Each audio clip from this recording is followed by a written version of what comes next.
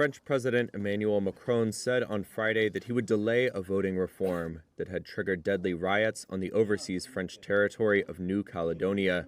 Macron spoke in the Pacific Islands' capital Nouméa after a day of meetings with local political leaders. I made a commitment for this reform not to be implemented by force in the current context, and that we would give ourselves a few weeks to be able to allow for a return to calm, the resumption of dialogue, with a vision towards a general agreement.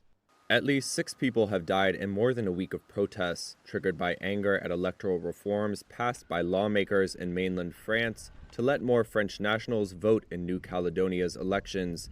The island's indigenous Kanak people fear the move will dilute their votes and make it harder for any future referendum on independence to pass.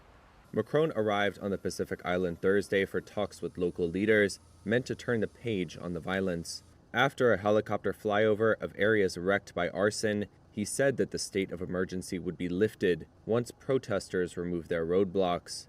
And he said his ultimate aim was still to sign the controversial measure into law once calm was restored.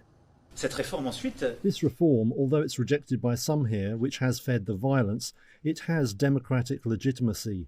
The bill proposed by the government has been voted with a clear majority, both in the National Assembly and in the Senate.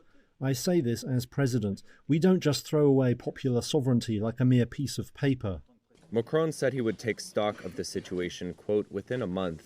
New Caledonia is the world's 3rd largest miner of nickel, but the sector is in crisis. 1 in 5 residents live below the poverty threshold, and economic inequalities on the island are stark.